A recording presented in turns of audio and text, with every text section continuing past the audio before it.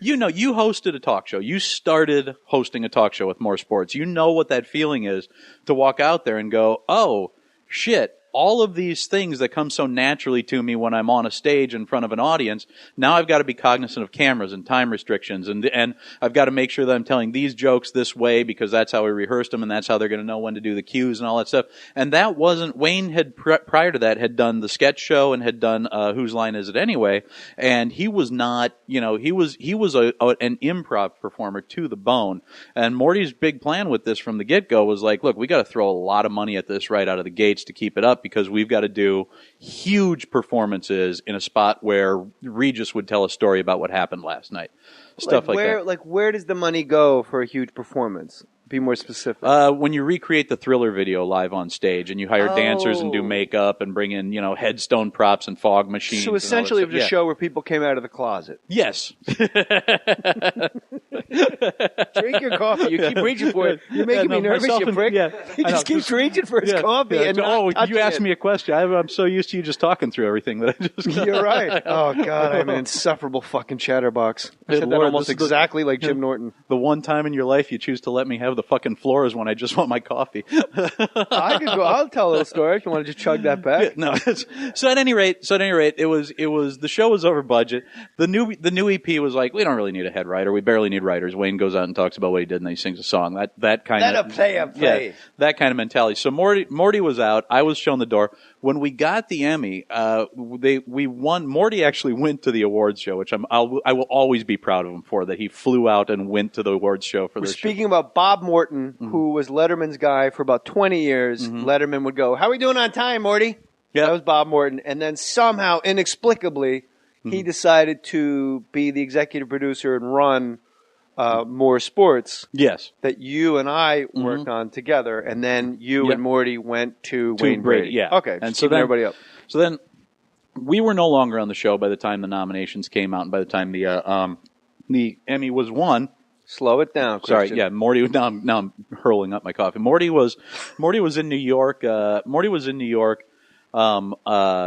Accepting the award. I was at my buddy Steve's house playing poker, and we've got the daytime Emmys on in the background because that's what my friends and I like to watch when we play poker. Nothing says you have a drinking problem more than poker during the day, daytime Emmys on mute in the background. Yeah, and it was the 3-hour delay or whatever, but that's how I found out because nobody bothered to fucking call me. So he was fired, and then he showed up to accept the Emmy. Yep, God that's bless the him. ultimate finger to the face of Wayne Brady. It was a fantastic move. Do you think Wayne orchestrated those you guys going out? I don't think so. I think honestly, when you look at I don't even necessarily disagree with the move because I wasn't a daytime talk show guy. That wasn't the type of jokes that I wrote well, and he didn't do those jokes anyway. So I was kind of sitting there flailing, trying to get a staff of people to come up with song parodies and shit. That it wasn't. We did it well enough that we won the daytime Emmy. I'm actually, hindsight being 2020, I'm actually more proud of the fact that we won the Emmy for something that we all had to get up over this weird set of expectations that exist on daytime, especially when the show was for Buena Vista Entertainment, who produced Regis and Kelly and The View, and they had a very that is their sort of idea of what a daytime talk show should be and look like. So the fact that we made it of some quality for someone out there is something to be proud of, I guess. But when we by the time we won the Emmy, I was gone. When we got the Emmy, it was right after Leslie and I had Sophia. It was about 2 months after the baby was born, and we were driving home. Pulled up in the driveway. I looked on the step, and there's this box that's about the size of let's go with an Emmy, and it's got stamps on it. Buena Vista actually sent me my Emmy regular postage. Wow. Well, they're obviously very budget conscious. Yes. If we're going to FedEx you an Emmy. Yep, don't need a head writer, and he doesn't need a fucking hand-delivered Emmy. And, you would think an old British guy would come to your house in white gloves and ring your doorbell. Yeah. Not even ring your doorbell. You just open your door to leave in the morning, and he'd go, "Your Emmy, sir?" Yeah. It didn't exactly come with a letter that was like, "We've wronged you. Here." And it said KP Anderson? And it said KP Anderson. Yep. Head writer, what's it say? It said... what was my title? Was a senior producer, I think is what it was. One of those Writers Guild. It's not a Writers Guild show, so we're going to call you this. Oh, that's right. Yeah. That's everything on Comedy Central. Yeah. Everyone is a producer. Every show. Yeah, not any longer because they moved over now. Yeah. They moved over to Guild The Daily status. Show kind of made that have to happen. Yeah. like we're all going on stage to accept Emmys. Wow, that show has 44 producers. Yep. And they all look like comics that I know that write. Yeah, they're all kind of pasty and awful looking. Wayne Brady, I've heard, very difficult to work for. Yeah, it wasn't the greatest time of my life in terms, and a lot of it's just due to with hindsight, you get a little less hateful about these things, but it was I'd just come off of working with you. I would say that we had a good time working together, and I was about to go work with you again, and so which was the save all blessing of my career. It was like Mohr Sports was the thing that put me in a position to be doing the kind of stuff I wanted to do with my career. Brady was the lesson that had to be learned about if you say yes to the wrong project, and then back to Last Comic where it was just hang with Jay, write some jokes, wait in your trailer, and throw a script at you and go, you want to read this or play PlayStation? And we'd go play PlayStation. Yeah. We'll read the script. Just put it in prompter. Yeah. Is it in prompter? Yeah. Well, why the fuck do I got to read it? That's the amazing thing when you host something. Anybody that reads teleprompter for a living, you forfeit the right to complain about anything. Yeah. Like when you sit at a desk and go, meanwhile, more political unrest today as the insurgency in Chad continues. When you read, like the old newsmen had to look down, read their notes, keep eye contact, and have a gravitas. Yeah. Like Cronkite, like President Kennedy, like that was just coming in live and hot. He didn't have an earpiece in his ear, like President Kennedy got it. Like he just had, people were just handing papers on a desk. And not break.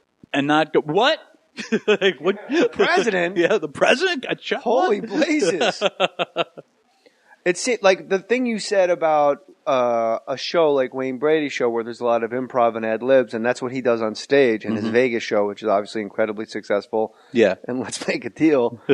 Why do they wear costumes on Let's Make a Deal? How did they go, we're gonna have a game show where you guess what stuff is worth, or hey, I'll give you $1 for every nickel you have in your. All right, I'll do that. But I want you to. Hey, you know that we're going to go to that show. Yes. But look, here's the thing. I want you to dress as a giant baby. I just think we'll get more attention that way. And then you get there, and there's a guy dressed as a mummy.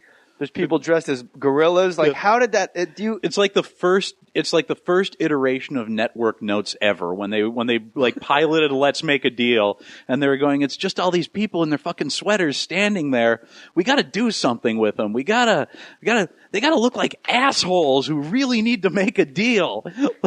We got to up the stakes with the contestants. She's dressed as a pizza pie. Whoa! But how does that go out to the masses? Like when you see the people, when you go to like CBS or NBC and you see people waiting in line to be in the audience of a game show. Yeah. How do all those people in the 70s get the memo? Come dressed as an asshole. It's always the lady dressed as a baby. Yeah. It's you could be a deadhead or you could be that guy. You could go to a Fish concert or you could go, no, we're going to put on the pink Pick Me Bob t-shirt and go wait out in front of Fairfax. I always rooted for the black people as a child. Yeah. At 6 years old, I was like, I hope the black guy wins. Like, for some reason at 6, I had this intrinsic, these people have been wronged. At 6 years old, I'm like, I hope the black guy runs the table. Like, I didn't know what was the wrong. Yeah. But and anybody, like, you always get that one Navy guy that comes up in full, like, dress whites, I guess would be Navy. Dress blues would be Marines, maybe? Yeah. What's your favorite game show to watch, if you had to watch? It's probably Price is Right, to be honest with you. Really? Yeah, I think so, because of that. Because of Plinko? Yeah, Plinko, the spinning the big wheel. Yes. Yeah, spinning the big wheel is a huge thing with me. And also, it's that Navy guy, because it's fascinating to me. It's fascinating that there's that guy who's standing there in his Navy thing, and it's like, holy shit, you're on leave. You have 24 hours before you go back to something that could kill you, and this is what you want to do. Yeah. You're going to go guess prices of grocery store products. I think that's why I never liked Price. I love the mountain climber guy game. Yep. And I loved Plinko's. I want Plinko in my house. Uh-huh. We need Plinko in the fake mustache studios here. Plink, plink, plink. I love the big wheel, and I was always like, I want to spin the wheel so hard that they run out of time. Yeah, they protect the big wheel. I've seen it. Like back there, yeah. When I worked on Politically Incorrect, yeah. When we would walk to the commissary, like my first day on, first time I got in trouble police tape around was my it. first day on Politically Incorrect, and I was walking to lunch with the other writers, and I went, "Oh, it's the big wheel. I got to spin the big," because it's like it's Politically Incorrect. You know you're going to get fired in 10 weeks, so it's like I got to do everything I can around here. And I went running over to spin the big wheel, and a guy just showed up, and he was like, "Don't do that." I was like, "Okay." When you see the wheel, there's like this sense of awe and reverence. Yeah. But also a sense of like when you see like a former racehorse in like a shitty stable, like, hey, what are you doing in here, fella? You got to be out in the pasture making love to those fillies. You're the big wheel, and you're next to the fake plants from fucking All My Children downstairs at CBS. Like, this is no way for a big wheel to rest.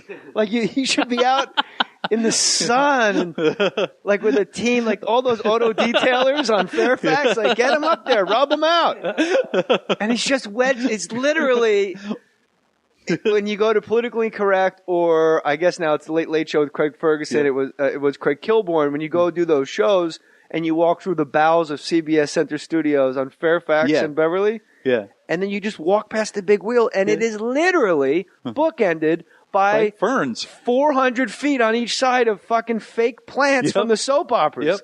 And you're like, no! Oh, big wheel, you sad son of a bitch. Yeah, and it's like, get him out. Take him to the Warner Brothers Ranch. Take him to Amblin Entertainment. Let a player play. That's the big wheel. I love on, I'd be the worst at Price is Right. It gives me anxiety because I don't know what anything costs. Yeah. At all. Yep. And it always, so much so that it bothers me when I order like room service and they go, a bowl of blueberries is going to be $4. I'm like, well, fucking send it up. Yeah. Like, I'm here to party. Yeah. Like I obviously ordered blueberries. I'm ready to fucking get down tonight. Yeah. Price is no object on the $4 blueberry. Yeah, I'm in Vegas. I'm in a fucking, like, not to be like, not even like I'm a celebrity or I'm an actor, but like, I'm just fucking ordering. I don't want you to tell me each step of my order. Well, and by the way, like when you're comic on the road, especially, and you've been out for a while, anything that you can get that can like break up the monotony for less than a police record is a fucking amazing thing. Blueberries. So $4 blueberries, it doesn't matter if you're the middle act making $200 for the night. Yeah. You just go, the Sheridan 4 Point says blueberries. I've been here for 7 days. I'm getting the goddamn blueberries. Carlin was wrong. There are blue foods. Yep. They're blueberry. And that person, I feel I should warn you, sir. Yeah. The blueberries are $4. You're like, all right, that's fine. I would like, how many eggs do you want in your omelet? Just fucking surprise me.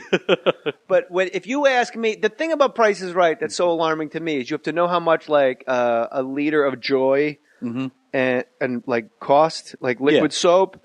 And then next you go, how much is this boat?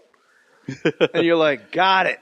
You're like, all right, look at his patio furniture. And you're like, this is fucking bullshit. I got this shit. Like, I don't know what a fucking tank of gas costs. Yeah. Because I put I don't. Yeah, I just you put it in, you drive away. But the best is, you tell me, those 5 or 4 people, is it 5 that line up? Whatever. On Price is Right, the last guy can say one thing on his price that'll make me enjoy the entire episode, and he'll make my day happy. $1. Yes! Yes! That is the best. Everyone's all fire. $3.50. Yeah. $4.25. Because if you go over, you're out. Yeah. 200. Yep. And they get to the end, and the guy always has that like shit-eating, like, watch this, assholes, leads in. $1. $1. Wait, and everybody else goes, oh! And that guy always I think, as a child, didn't you always think you could run the table on all those shows? Yes. There was an odd naivete. Like Card Sharks, I always thought. Higher. Like, it's a 10. You got to go lower. Yep. Like, what are you doing? Yep. My daughter loves to, it's Card Sharks. My daughter loves to play in between. Like, she wants to grab change and she wants to play Card Sharks all fucking day. Like with a deck of cards at home? With a deck of cards, and she wants to gamble. We call it high-low. Yeah. She wants to gamble against me. In between? Yeah. Sophia, by the way, KP Anderson has the single coolest child I've ever met in my life, including my own. Sophia, we got to see how Meredith turns out. He's already like a goddamn cage fighter. I have two different sons. One is a well-trained Labrador, and the other one is a fucking chimpanzee in the wild. The 9-month-old is like owning a monkey. He's just up and at it and grabbing it and pulling it. And he had a bump on his head right above his eye and a red mark. And my wife goes, "How did he get that mark?" And I go, "Point to something." Like, what do you think? Yeah.